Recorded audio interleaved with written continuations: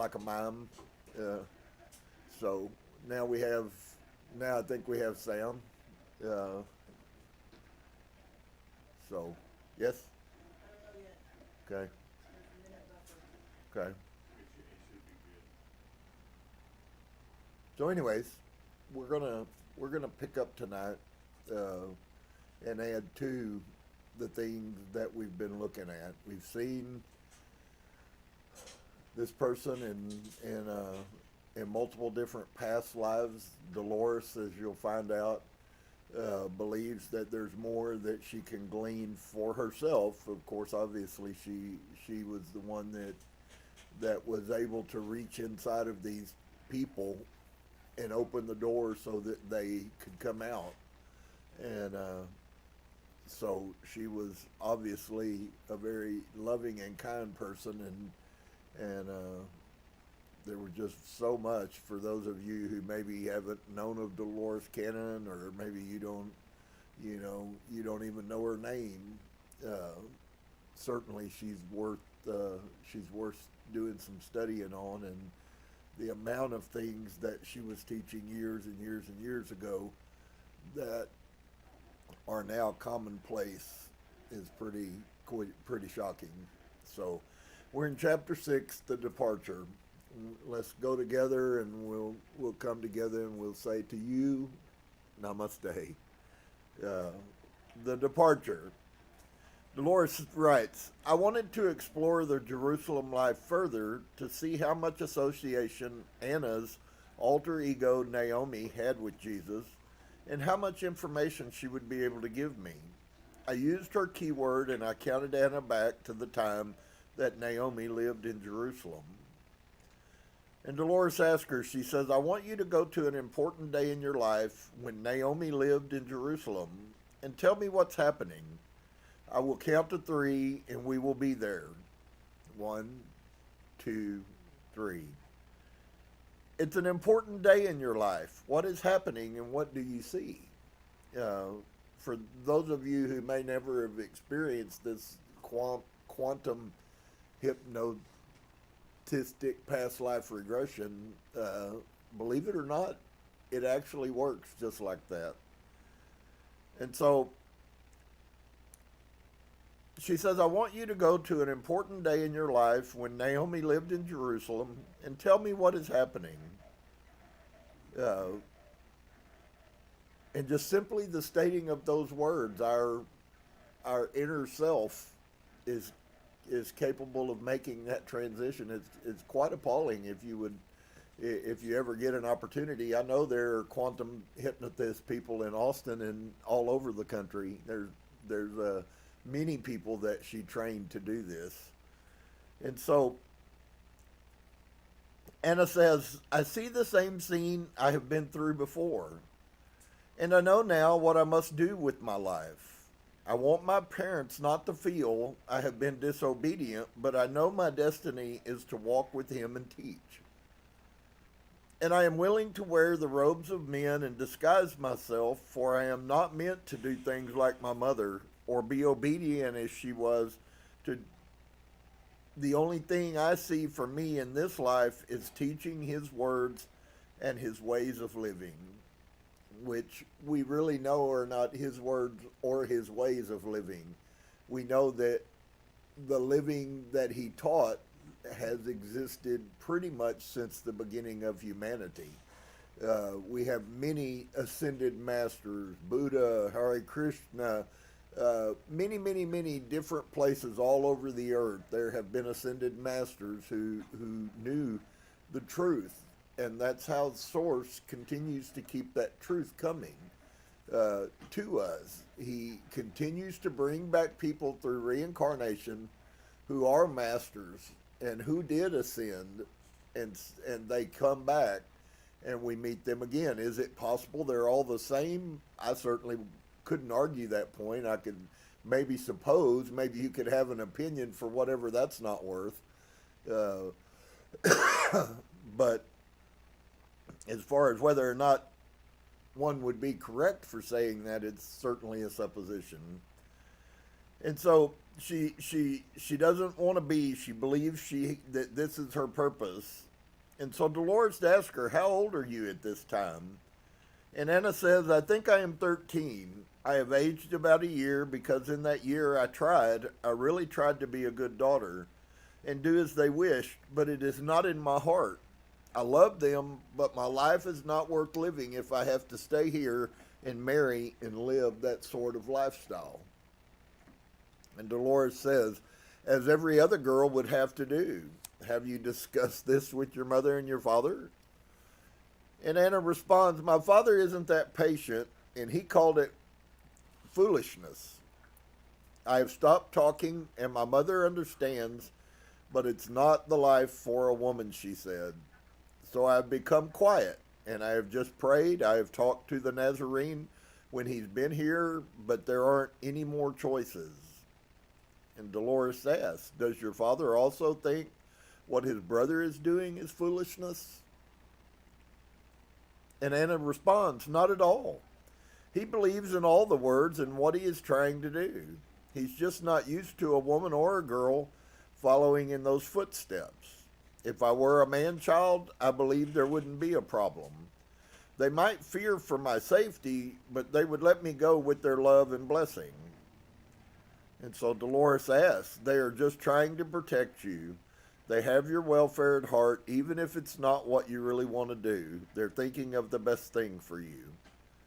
And Anna says, "I know, and I tried. I tried for almost a year now, and I did things that they wished. I helped my mother with the children. I can no longer do this. I feel old beyond my years. I feel for me, marriage is foolish. There is no reason for me to marry. The only things I love are the truths that I want to help spread to people. And I guess if I were ever to love any man, it would be the Nazarene. But I know that this is never possible. So that part of me has to learn to love in a different way from the way a woman would love." And Dolores says, "Isn't this going against the tradition as to what a woman should do in your time? Maybe that's why it's upsetting your parents." And Anna says, "But I know I'm meant to be a teacher and a counselor, and this is all that is in my heart. I know it is the only right thing for me to do. I only hope they are willing to understand and realize that there was no choice. There is only one path." And Dolores asks, "Have you thought that when you get out there, it may be harder than you think?" And Anna responds, "I have no fear of that. I have no fear of death or hardship. I find things are very simple. I find that there are only very few reasons for me to be living at all. And there is nothing in me that is capable of being what my parents think I should be, even though it is from their heart and for my own well-being." And Dolores asked, she said, "You said you talked to the Nazarene about this. How does he feel about it?" And Anna says, "A year ago when I talked to him, he gently placed his hand on my face and said I was a woman child and that I could not walk with him now, but I would walk with him at another time." Dolores says, "Yes, I remember that." And Anna says, "And I know, too, that he was merely talking for my parents to hear, but I looked in his eyes and he knew better. He was doing it out of love and protection, and I told him then that I could wear men's robes and cut my hair and no one would be wiser. I know he will not turn me away. He knows I have stopped talking about certain things and have gone quiet, and he knows why. Although I haven't told him, he knows I will walk with him and he will accept me because he knows it comes from my heart and from God." And Dolores asked, "He might have thought you would change your mind because you are a child." And Anna says, "But he saw in this past year that I tried to be an obedient daughter and do as my parents wished. He knows I have done the best I could and I tried. But it would be wrong for me to marry and have children because it would be without the truest love in my heart. I cannot make a happy home with what is in my heart." And Dolores says, "You would only be doing it out of duty more than anything else, but he probably thought you would change your mind. At your age, people usually don't know what they want to do. Well, what are you going to do?" And Anna says, "I am waiting to hear when he will be leaving again. and firmly, and I will go. And Dolores says, is he there in Jerusalem at this time? And Anna responds, he is expected within a few days. And Dolores says, do you know where he has been? And Anna says, I think he has been out at his family's home, and there have been problems there, but he is continuing his teachings and meetings and traveling to towns. And Dolores asks, with his group of people? And Anna says, a small group. Where is his family home? Do you know what town that is? It's the Nazareth area. But from where I am, it's a few days of walking, I believe. I have never been there. And Dolores says, but his home is not right in Nazareth. Do you know what members of the family are there? And Anna responds, their brother, I think their brother is at home, and there have been some difficulties. I'm not exactly sure. They don't talk that much in front of me, or if they know, I'm nearby. And Dolores says, well, because you were talking about family, I wondered if he had ever married. This was a trick question. And Anna says, oh no, he would never marry. He is married to God and his beliefs. And he feels that is his reason for being alive. He could not be as faithful or as dedicated to a woman and family. And Dolores says, then the ones that live in that family home are mostly his brothers. And Anna says, yes, his parents' home. He has brothers in that area.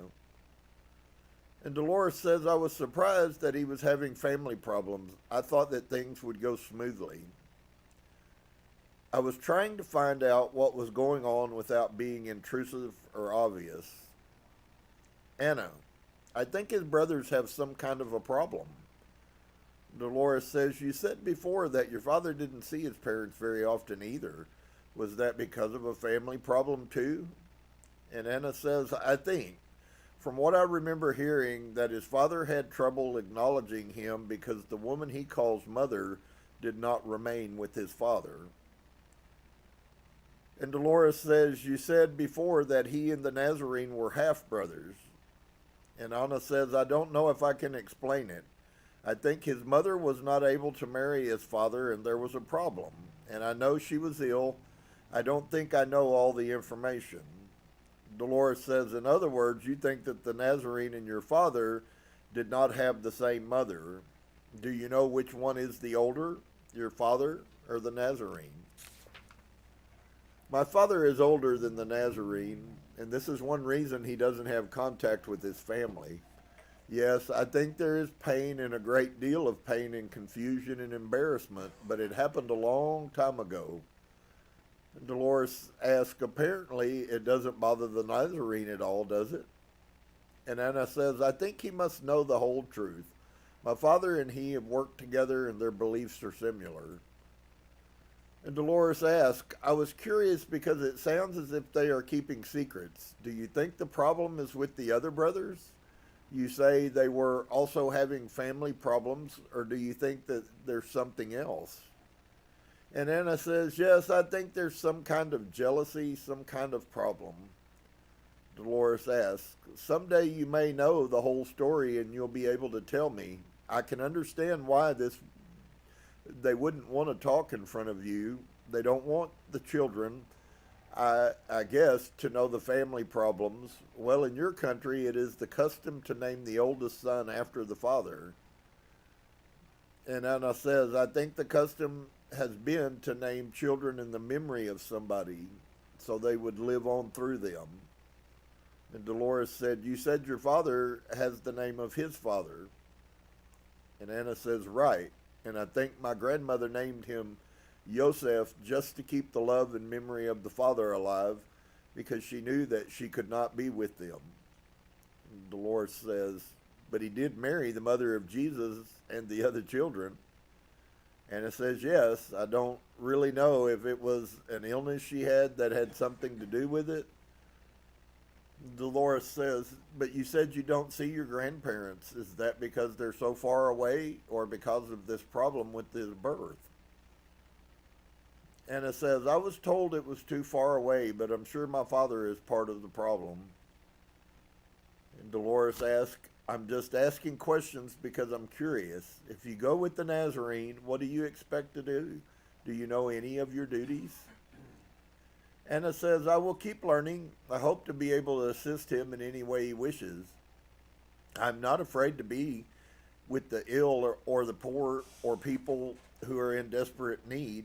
I want to be able to give and learn what he does to help and heal and live God's laws. Do you think he can teach you these things? Anna says, I think he can. Dolores asks, does he know how to heal people? Have you ever seen him do anything like that? And Anna responds, yes, I once saw. I wasn't supposed to be there. He had a meeting in our village at night, and I remember sneaking out, and I was hiding, and there was a child. A mother brought her child who was ill. I am not sure what was wrong with the child, but I saw him take it and hold it. He laid the child on his lap, and he placed his hand on it, and the child stopped crying. The fever left, and the child was well. This was spoken almost in awe. And Dolores asked, do you know how he was able to do that? And Anna says, I don't know. I think he knows ways of living God's laws, and through love and caring, he can make a difference if it's supposed to be. And Dolores says, this is not the normal way people cure illnesses in your time period, is it? And Anna responds, no, we have physicians and they attend to the sick ones usually. But I know what I saw that night was a miracle. I don't know what was wrong with this child, but it was crying and very red and very sweaty and in much pain. And it went from that to being calm and a normal color. I hope to learn how to help in this way. Dolores said it would be a very wonderful thing if you could learn to do something like that. Have you heard of him doing any other healing like that? And Anna says, I have heard of him healing a crippled man, and I hear talk, but I don't really know. I have to wait and ask him. And Dolores says, what kind of talk? Anna says, oh, how he can give people sight or heal limbs so people can walk or use them again. And Dolores says, but you don't know if it's true or not. And Anna says, I hope it's true. I know what I saw, but some things, no matter how much you believe in God, it is really hard to believe that a man can do them. And Dolores says, yes, a mortal man. He must be a very wonderful person if he can do these things. And Anna responds, he's different, you know. When you see him or talk with him or when he touches you, he's different from anyone else you have ever met. And that's why he could never be with anyone else, because this is what his life is meant to be, and only this. I know just out of love and what I have heard from my prayers and voices and from God, that this is the way I'm supposed to live. I'm supposed to live singly and devote myself to these things I believe in. And Dolores says, if that's what you really believe in, I suppose it's right to do whatever you wish. And Anna says, I do not feel like a child. Dolores says, have you heard any stories of other things he has done that have not been normal? And Anna says, oh, I heard he went away and was educated differently from people in our schools or in our temples. And he learned things from wise men in faraway countries. I think they probably taught him much about the healing and how, if your heart is pure and aligned with God, you are capable of changing physical beings and yourself. I think this might be part of the problem at home. I think maybe there might be some question within his family, but... And Dolores asks, what kind of question? Anna says, of things he can do, things he was taught. Dolores says, do they think this makes him different? Is that what you mean? And Anna says, yes, and I don't know if they believe. Dolores says, well, you know there are many other ways of education besides your schools. They might have been able to teach him many wondrous things in other lands, but the other brothers were not allowed to do this. And Anna says, no, I don't think they had the desire. I think most of them wanted to live basic lives like most of the citizens. And Dolores says, then they shouldn't be jealous if they didn't want to have this kind of life. Anna says, no, but I think there might be some doubts in the village and it makes their lives more difficult, or maybe they are embarrassed. Dolores says, yes, they could be. Maybe that's what the problem is, because these people have known him since he was a child, I suppose. And Anna says, yes, and who else has been capable of doing these things? Dolores says, do you think they might think he is faking, or it is like magic of some sort? And Anna says, I think some of them do. Dolores asks, they think he might be trying to fool people. I can see that would cause a problem if it's something that's so hard to believe. Anna sighs and says, well, I see him now. And Dolores says, is he coming? And Anna says, I see him. I picture him in my mind right now. And he's walking up the road, and I see this energy about his head, a glimmering crown about his head. And Dolores asks, have you ever seen that when he was present with you, or is it just in your mind right now? Anna says, I have never seen it before. Dolores asks, what do you think it means? Of course, Dolores understands what this that she's talking about is already. And Anna says, I think it means truth. I think it means to hold on and have faith, and that it's all right to walk with him. And Dolores says, he sounds like a wonderful person, but have you heard stories of anything else out of the ordinary he has done besides the healing? And Anna says, I have heard, yes. I remember my parents talking. There was someone else in the house, I guess. They thought I was asleep, and they said, in an area that had suffered because there was no rain and people were doubting him, he created rain. I heard them talk about that. Quietly in awe, I forgot about that. This happens around here at times. We have some years where you get very little water. And Dolores says, well, that would be a form of a miracle too, wouldn't it? And Anna says, yes, but the main thing he wants to teach is God's laws to live by and how to really love one another. That you can live in peace without fear and jealousy, and that living with loving kindness is the true nature of man. And I'd like to add to everybody there, this has been rapid fire, really. It's a lot of dialogue, which is absolutely amazingly beautiful. But what we saw on Saturday in many levels was very shocking, earth-shattering. But the concept of your higher self, your Atman never changing, it is only one thing, and that one thing is pure and it never changes, even though you, in your mind, change your behavior. The Atman, your higher self, never changes. And I think it's quite appropriate if you will begin to understand about yourself. One of the highest callings that there is to be a good human. And so many people have zero desire to be a good human because of the corruption in their minds, unaware that inside all of us, if you ever make the opportunity for you to investigate, for you to spend time with one's higher self, you will always find that the heart of the higher self is love and kindness and honesty and trustworthiness. Everything that a human can fail at, your higher self always is. The problem is that we have a disconnect inside of us, and that disconnect is our mind. We really are, and I won't even say multiple personalities because they're not personalities. One is who you truly are, and everything else is makeup. It's all fake. It's what you have conceived. You are what you have conceived. You believe what you have conceived. It's all created by your mind. That's why you hear many philosophers saying that reality was created by you and it's anything but real. Because the truth of the matter is the reality that you live in is only a concoction of your mind. How do I know that? Change everything you're doing and watch your reality change.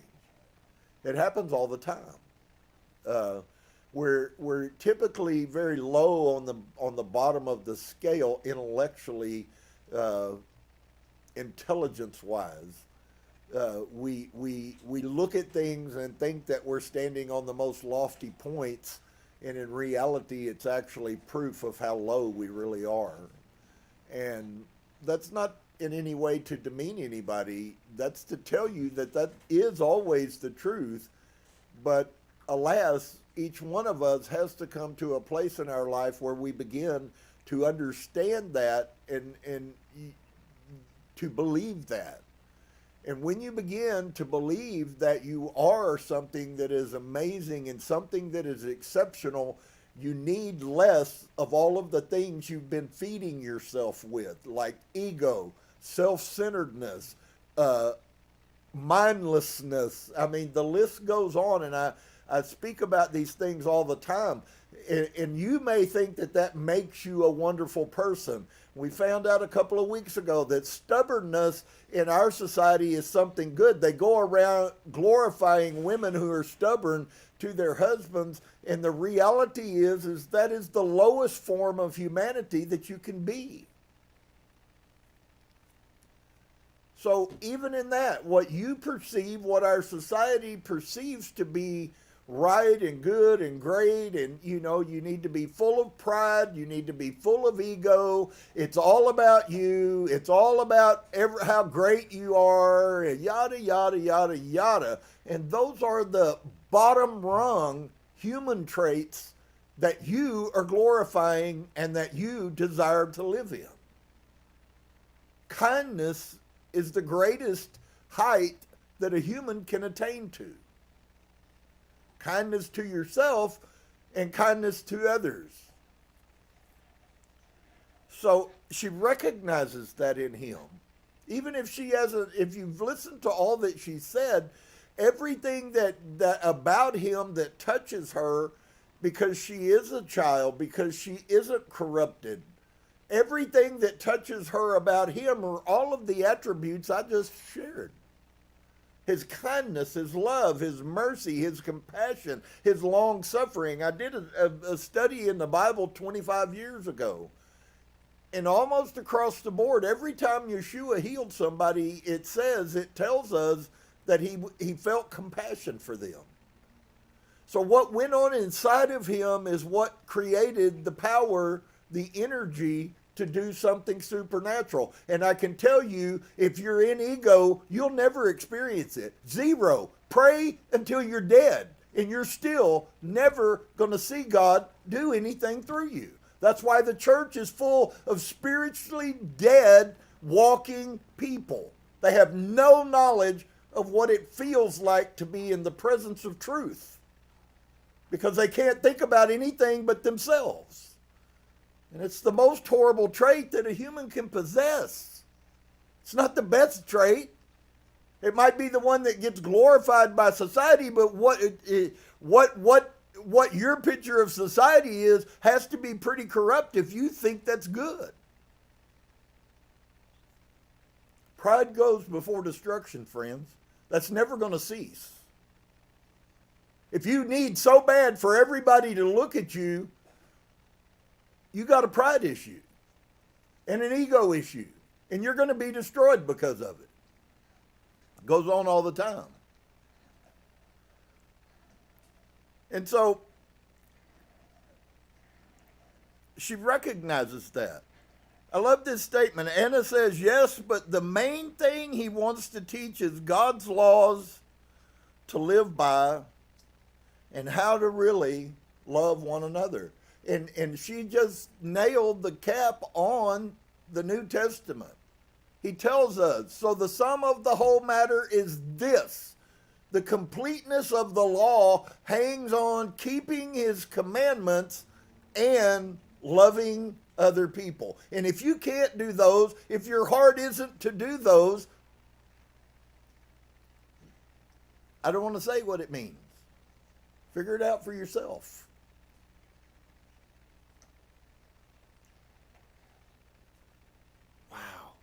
How how amazing this one was. Look at what he says. The main thing he wants is to teach God's laws to live by and how to really love one another, that you can live in peace without fear and jealousy, and that living with loving kindness is the true nature of man. Whether you know it, and you might not understand the words I say, but the true nature of man is the higher self of all humanity. But sometimes these things are difficult to teach to other people. No joke there. It seems so simple, but some people don't want to listen. Some people believe that pride is what makes them wonderful, or that their ego is what makes them special. Narcissus stood at the pool until he died, looking at himself.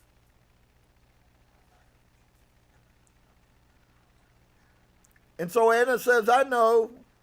That's why he has had arguments in the temple, because he found that many of their ways are very cruel and unloving. That's why he took to his path of walking and spreading the laws of God and the ways men and women should live. That's the whole essence of it. These problems he had with the temple, was that before he began going out and spreading the word? And Anna says, yes, this caused him to leave. And Dolores says, do you know what happened?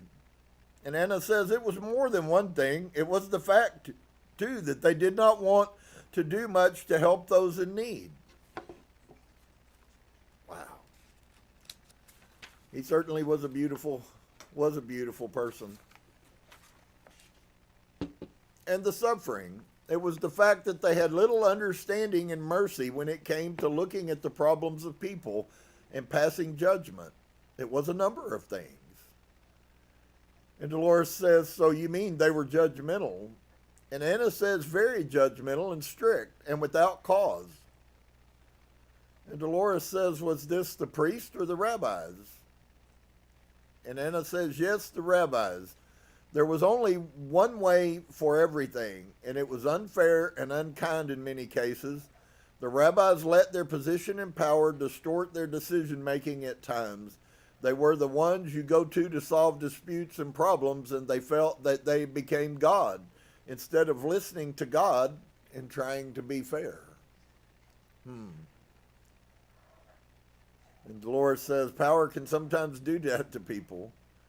And Anna says, yes, so instead of trying to be of service and to help dissolve the problems, they tend to create more at times. You remember the teaching where he talked about the guy who came and collapsed weeping because of his sin, and the priest who was so grateful that he wasn't like other men?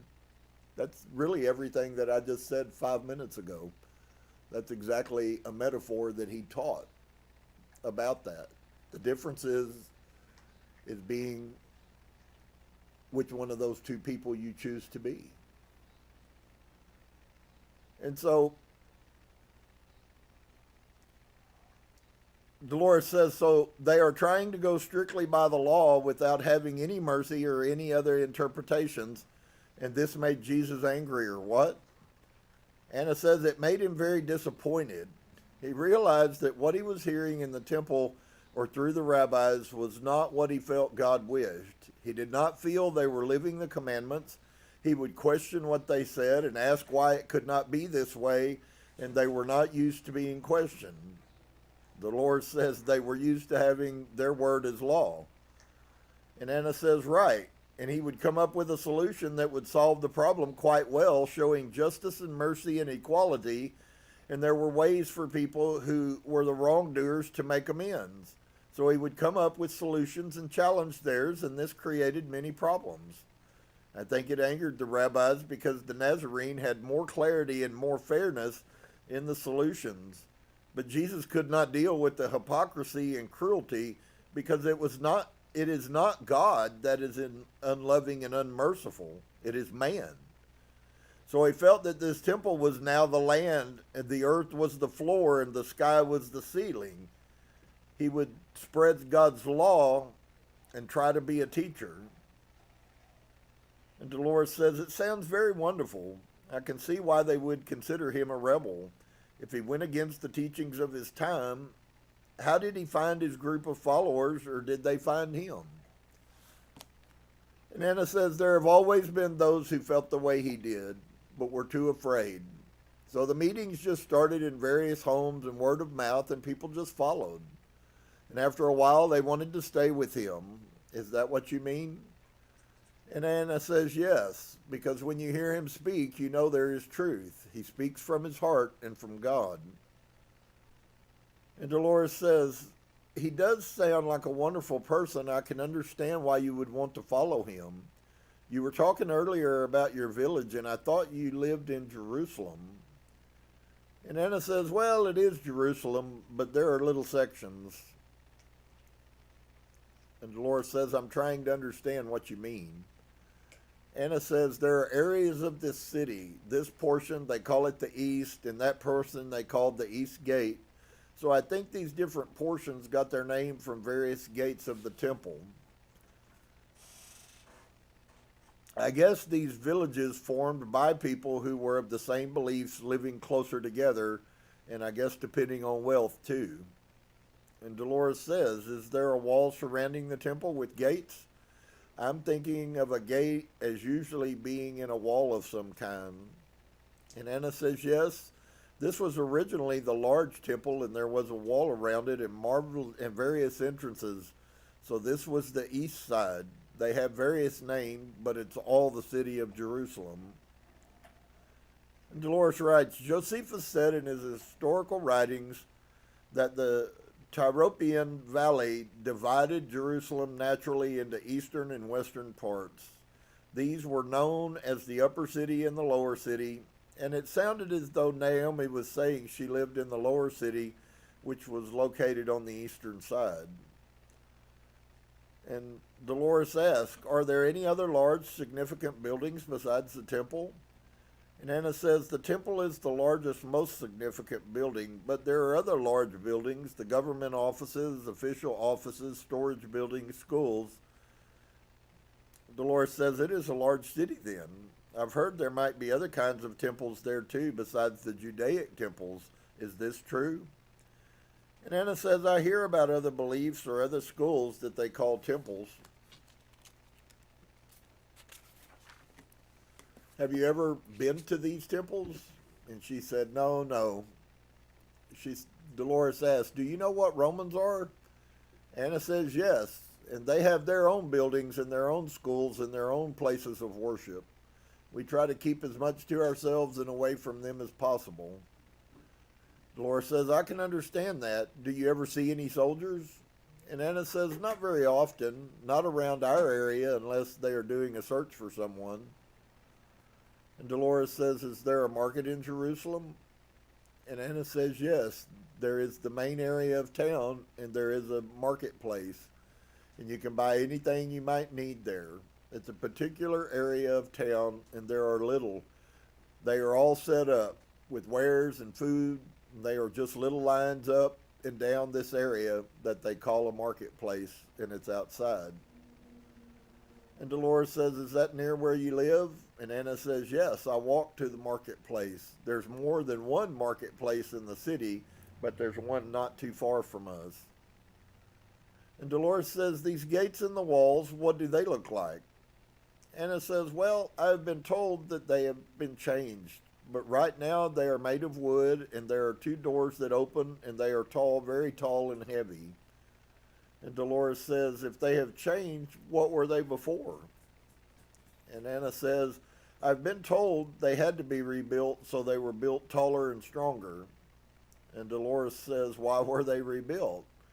Anna says, I think there were problems one time with soldiers, and they were going to teach the people of our temple a lesson.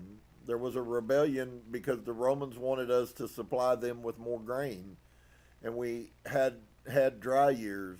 So there was a rebellion, and they destroyed part of that wall and part of the temple.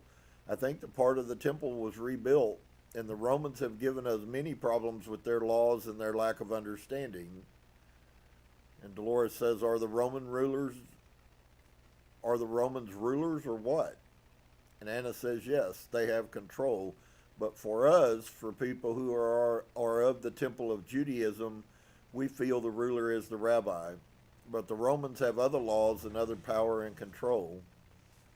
And Dolores says, I think you told me once that you also have a king. And Anna says, the king controls, decrees everyone. The Roman king. I suppose as a girl you would not really know much of this anyways.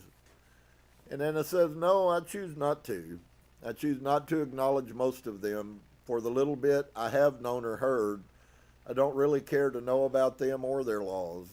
They have caused us many hardships, and I want to put my energy into living a life of teaching and learning for the good of all, so people can live together whether they are Roman or Jewish or of other beliefs. Been a few other people in history say the same words. And Dolores says, but as a country, you have to obey what Romans say. And she says, yes, we have been living peacefully for a while now.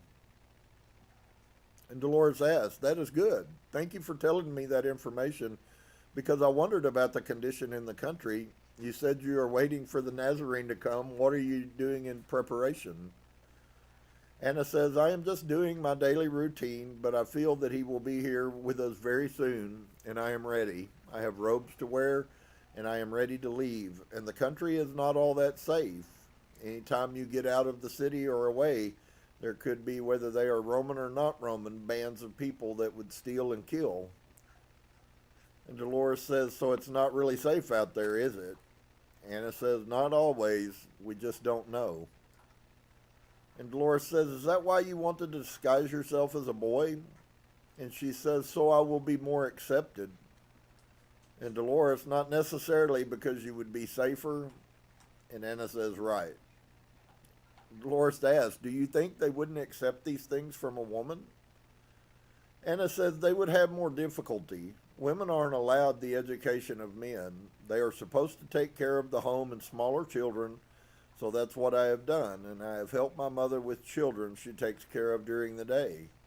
This is all that is expected of a woman, so they think you couldn't have much knowledge. Now let's move ahead in time until he is there. When he arrives, and we will find out what's going to happen. Do I need to count, or are you already there? And Anna says, no, I see him. Pause. He's with 3 other men, and he comes in, and he's talking with my father in his shop.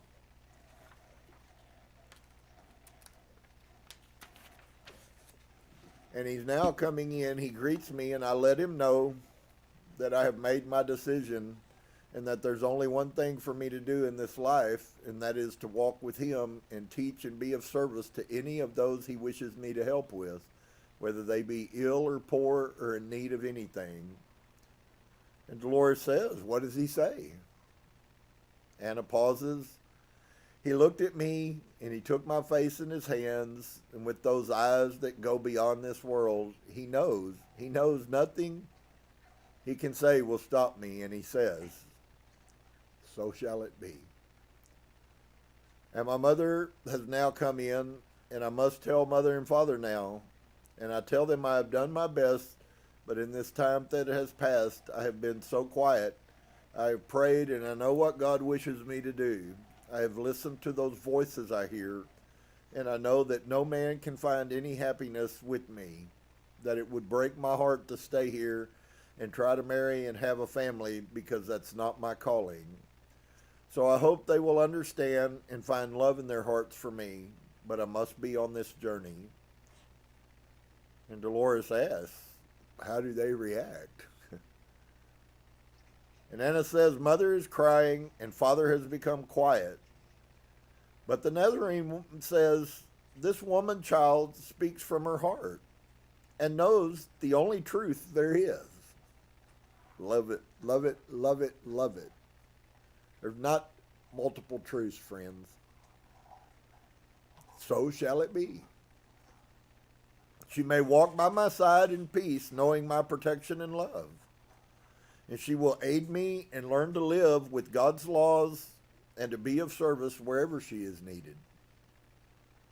And if he wants you to go, there's not really much they can say, is there? And Hannah says, no, I think because I was patient and quiet these past months, they know I will do this anyways.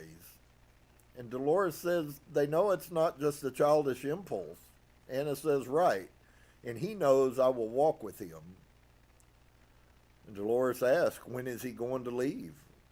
And Anna says, in the morning he's heading into the country, into an area where people are very ill and need to hear his teachings so they may find faith and hope and a reason to go on. And these people, he says, are called lepers. They have a disease that is very sad. And Dolores asks, do you think you will be able to go into an area like that with so many sick people? And Anna says, yes, this was why I am here. And others going with him?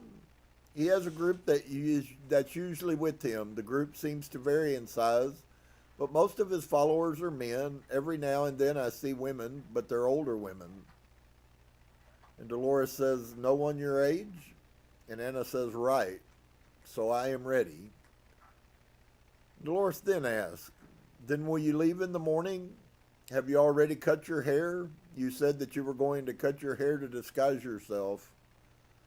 And Anna says, I will do that once I think everyone is in bed. I do not want to cause them any more pain. I will miss the children my mother takes care of. They have brought me much joy, but I know my parents have their own work to do and are where they are supposed to be. Dolores says, of course, you can always come back if it doesn't work out. Anna says, yes, we will be back this way. Dolores says, all right, let's move ahead till the morning when you're going to leave with him and tell me what's happening. Anna sighs and says, well, I am brimming over with love and joy, but it's just a little sad because I'm saying goodbye to a life I have known and I am beginning another, sadly, but I hug my mother and I kiss her and let her know I will be fine. I must do this and I love her. And my father has tears in his eyes and we hug and I just take one last look. All this was said with very deep felt emotion, then resigned or with resolution, so I am ready to go now.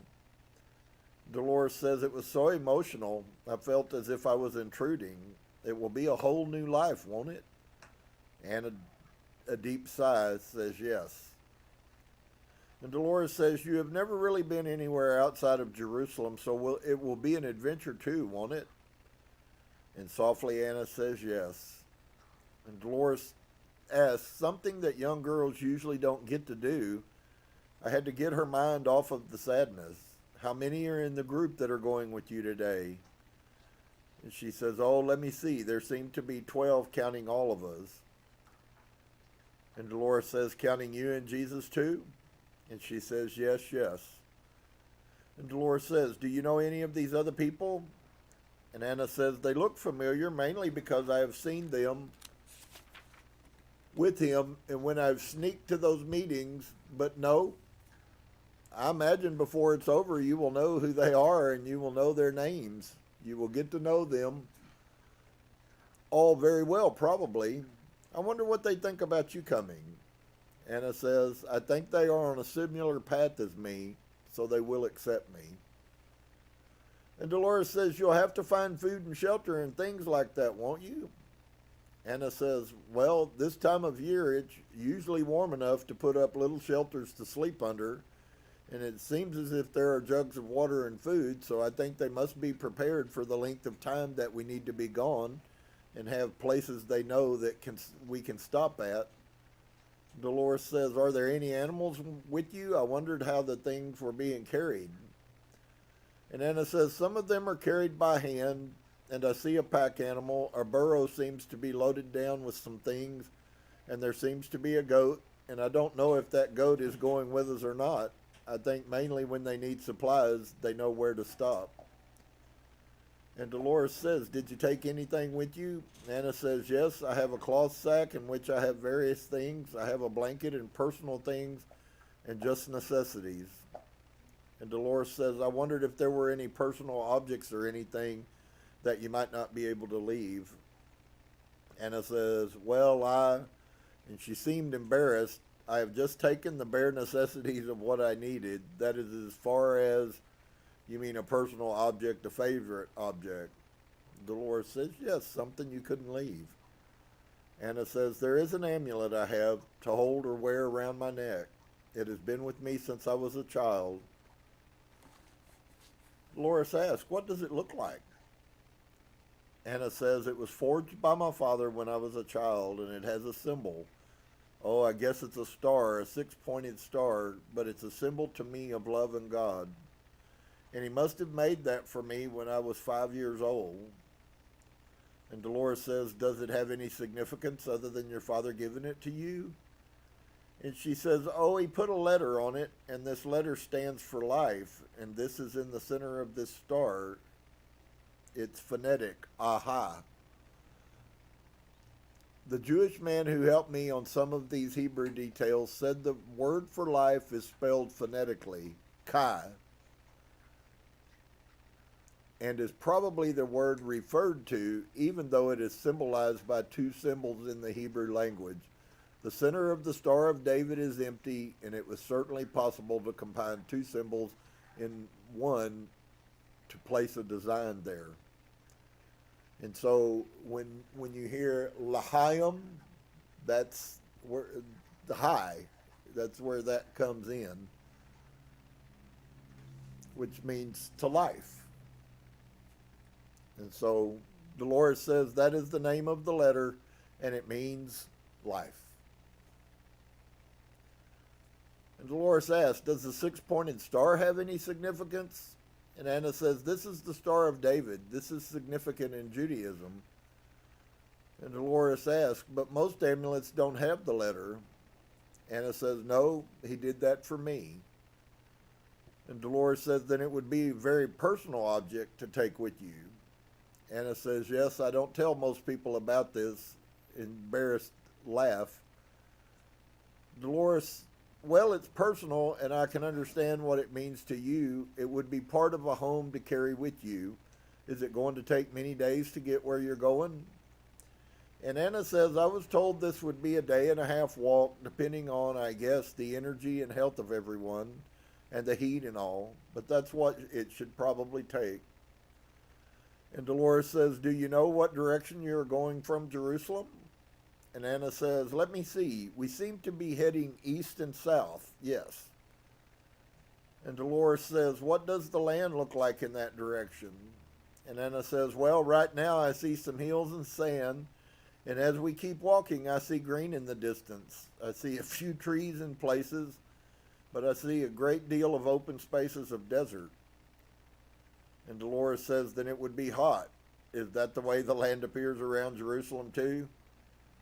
And Anna says, Jerusalem, because you have springs and water, you have some green areas and trees, and there are hills. It is not all desert. And Dolores says, it looks as if it will be a hard journey ahead of you, but if you are determined to grow, that's a very wonderful. All right, I want to leave and let you continue on your journey. I then returned Anna to full consciousness. Naomi receded to await the next time she would be called forth to continue her story. And then next week we'll pick up here, and she gives us some information that is part of her research to validate these things and how they went on. I think it's absolutely beautiful that you find a completely different picture than what you might have thought it was like.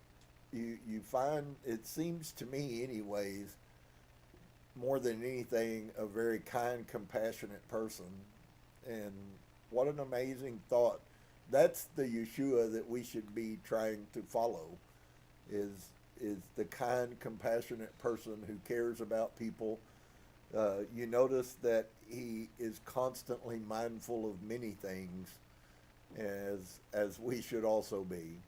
So I hope in your journey, I hope that you will cross paths with many opportunities to learn how to share the goodness that you really are. I'm going to say it again, friends, in the journey through life, if the journey that you're on and the journey that you're looking for is to find out what you are, then you have no need to look further than inside yourself. And I can give you a rough picture of it. You are kind.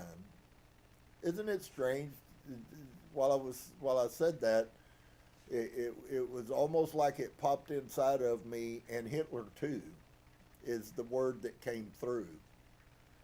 And we often don't stop and think about that, but when we begin to learn about the reality of these things, all of these people who have lived times, Hitler no doubt was here many times before he became Hitler, and he's probably been back multiple times since he was Hitler. And we don't think about that inside of him, the same higher self is existent. Why is that important? Well, it's probably important to us because we should recognize that the true self is always present, but the true self is not often dominant. And so humans bulldoze their highest self and push it into a closet and shut it up because they refuse to listen to something that's not full of pride. Pride is what sells. Everything that you buy on television, if you will really give yourself a favor and look, you will find that there is pride strewn through every facet of our lives. And unfortunately, if you understand then the truth of the words, that actually means that our lives have been seeded with destruction because of the pride that has been engrafted to us. So you could ask yourself, would it be possible then that an ascended master would constantly fight pridefulness? Of course he would. Would he allow prideful people around him? Of course he wouldn't. And so I think you can actually take this journey of who Yeshua is, a very low-key person that has the truth and knows who he is. And I have to say that I can't imagine anything that would be more admirable than to be that. And so I hope you'll take that wisdom and I hope you'll ponder it and think about it. If you have and you are on that journey, wonderful. How great is that? And if you haven't, maybe you'll even give yourself a second and you might begin to consider, what would it be like if you found out that inside of you was an amazingly kind, loving person? You just beat that person up and keep them quiet so often that you don't even recognize yourself. I hope that's not the case, but I know in many cases it is. So shalom and peace to each and every one of you. I hope you'll find the essence of your higher self. May the revelation be your friend. Namaste.